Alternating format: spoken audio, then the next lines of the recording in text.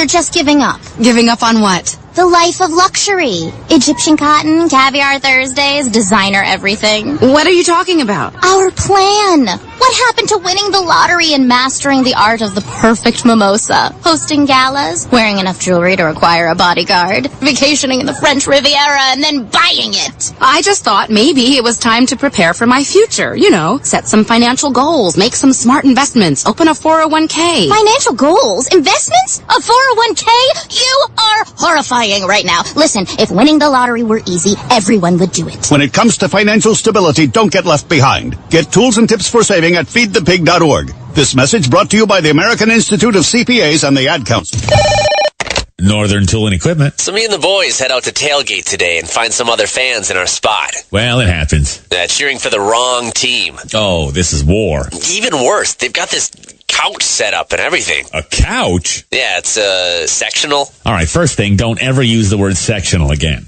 Done. Second, I want you to grab a 4,700-pound tow chain with J-hook and grab hammer. Throw that on the back of your truck. Got it. Now you're going to Hail Mary the J-hook over the end of that couch. Time to find a better spot for your new friends. That should do it. There's no problem a little horsepower can't solve. Northern Tool and Equipment. Taking a family of 5 to the amusement park can cost a small fortune. Oh, yeah. So to save some money, we thought, hey, let's bring the amusement park to us. Yeah. Go ahead. All right, step right up, young man. Are you ready to ride the wacky waterfall? That's just the bathtub with the shower head running. Nope, it's the wacky waterfall. It's the shower, Dad. Waterfall. Wacky. There's an easier way to save. To get a free rate quote, go to geico.com. Then buy online, over the phone, or at your local Geico office. Green light. Hey girl, school zone. I'm getting hungry. Car changing lanes. You want to meet me for pizza? Stop sign. Intersection clear. Yeah, street. Pizza sounds good. Ballin Street? Girlin Street! It's hard to concentrate on two things at once, like texting and driving. Stop the text, stop the wrecks. How will you stop texting and driving? Tell us at stoptextstopwrecks.org. Brought to you by the National Highway Traffic Safety Administration and the Ad Council.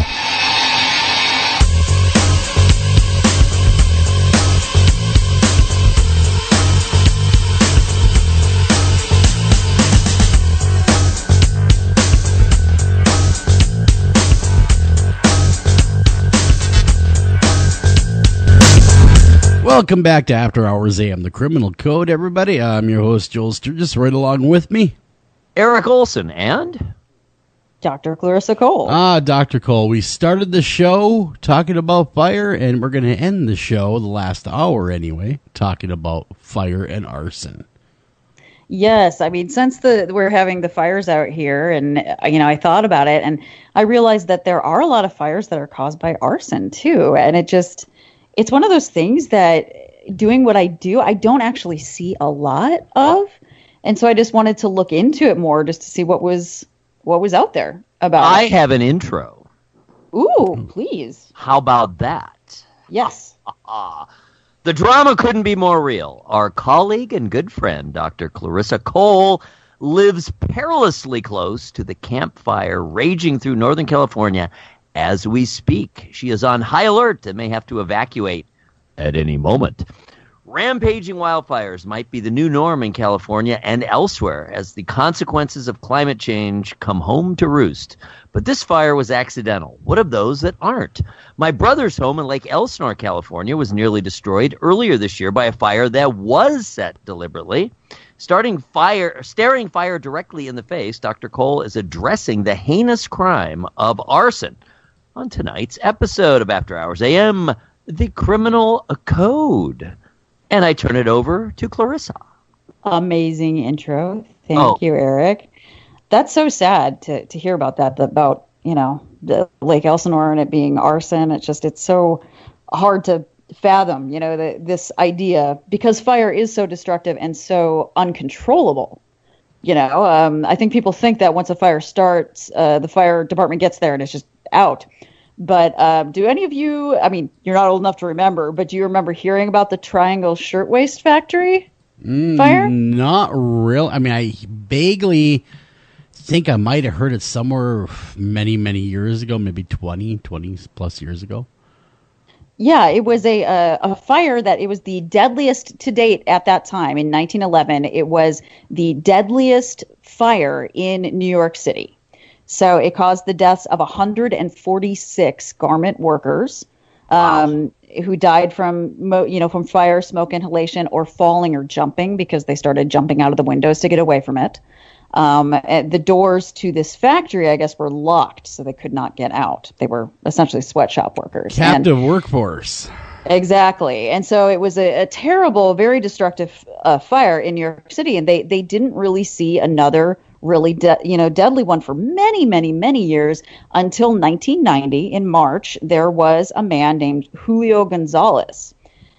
He was kind of down on his luck. He'd been working at a lamp factory, and he was renting at a boarding house. He was 2 weeks overdue on his rent. And to add insult to injury, his girlfriend, Lydia Feliciano, had recently broken up with him. And so the day before, he'd approached her at this place called the Happy Land nightclub in the Bronx, where she was working as a coat check girl. And just incidentally, Happy Land nightclub was co-owned by the man who was Kathleen Turner's husband at the time. Wow. Yeah. Whoa, that's weird. Yeah. It is weird, isn't it? It's because it was a small place and it was unlicensed. And the reason it was unlicensed is because they had a ton of building code violations. Ah, yes, that old yarn. Yes, one of them being that there were no fire exits and no sprinkler system. So there was one entrance and exit to this club. One.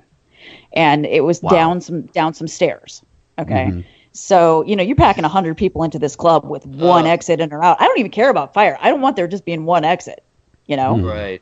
To a place with that many people. So anyway, this is all sort of building up. So this is 2 years prior. So in 1988, they got these violations, but the fire department and the, building code inspectors never followed up with them. So they never shut down and they never fixed anything.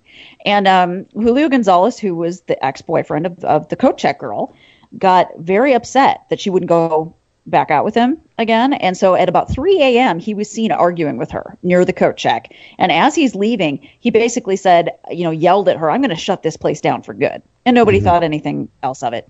At 3:30 a.m., he comes back with a can of gasoline and a match. And he only got just to give you an idea, $1 worth of gasoline. That's it. Wow. At a nearby Conoco gas station and a match. He poured it on the stairs, the only entrance or exit, lit the match, threw it, and walked away. Damn. God. 87 people died in the blaze, with only 6 escaping, and of the 6 survivors, his ex-girlfriend Feliciano was one of them. So the one person that he wanted to get revenge on survives.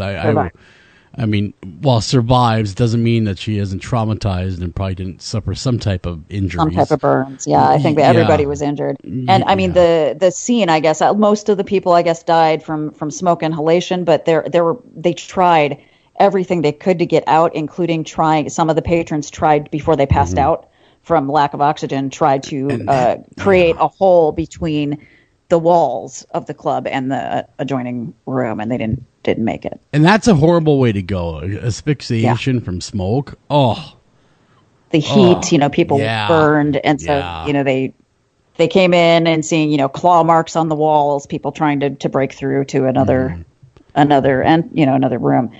So 87 people with $1 worth of gasoline.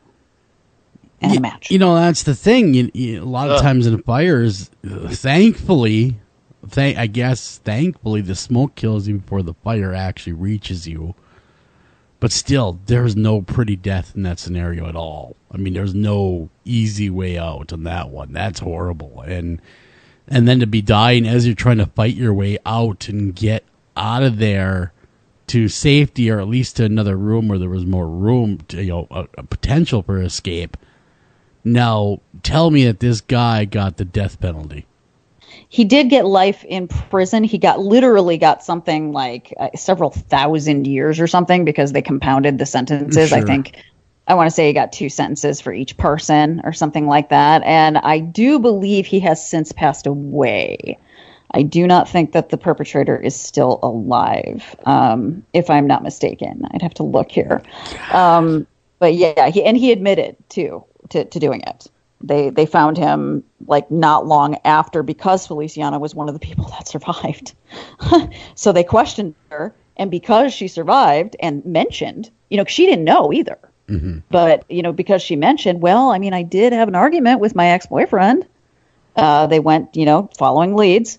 Yeah. And when they found him, he there was gasoline all over his clothes that they found in his hamper when they found him. And then he admitted to everything that he did. He died of an apparent heart attack in prison. Mm-hmm. Man, Clarissa, makes you wonder why. I mean, the guy's done his luck. I hear you. I mean, why, though? I mean, obviously get the revenge on the woman, but come on, lighten up the joint like that? Is it possible people just can't see through? They can't see through to the next few steps, the consequences of their actions. It's as if the world stopped when you threw the match down. Is that possible? How can people justify such things? It's just so bizarre to me. It's interesting that you say that too, because, I think, Eric, that he, because he did admit to it right when they found him. I wonder, if that wasn't sort of the case with him, that it was this fit of sort of rage, that he had. He had $1 in his pocket. He goes to the Conoco station, which is right there, gets a can, $1 worth of gasoline, pours it on the steps, flicks a match down there, and then it just goes up, and there's nothing you can do at that point.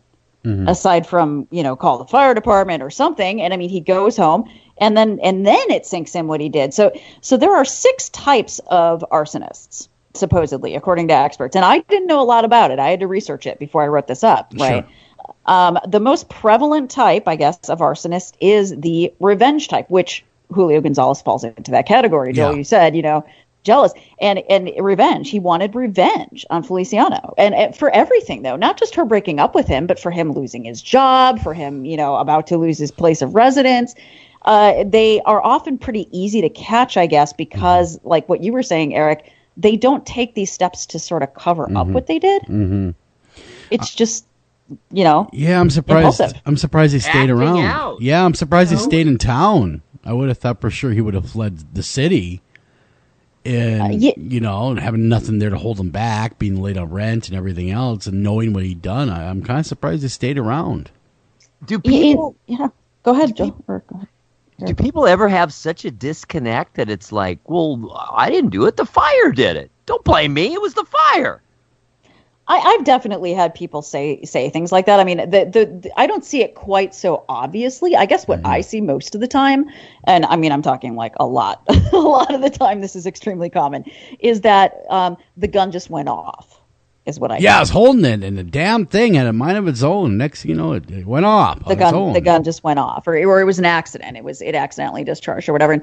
And I try to be gentle because I know that a lot of that is just sort of denial, or maybe they can't come to terms with what they did. Yeah. But I usually try to, if I think they're in denial, sort of gently remind them, well, you did bring a loaded weapon. Yeah, you brought the knife, you brought the gun. To the situation, and then you introduced that weapon by pulling it out, and you cocked the hammer, so like there were a lot of things that you did before that would, that couldn't just happen on their own. But disconnect, absolutely, yes, I see it all the time.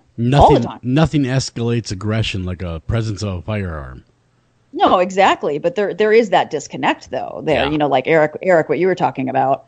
That disconnect of I didn't do it. It was the fire. The devil made me do it. I mean, that's not that far removed from that statement too. So yeah, it practically is. I know I wouldn't be surprised if somebody who was setting fires did. What I could see them saying is, well, I set the fire, but why didn't they escape?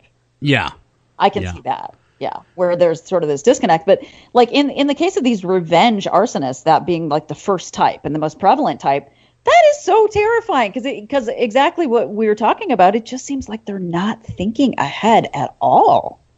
No, it's not a whole lot of steps forward to fiery death and destruction. I mean, I don't know. It just seems like you'd have to be willfully blind in order to be able to do something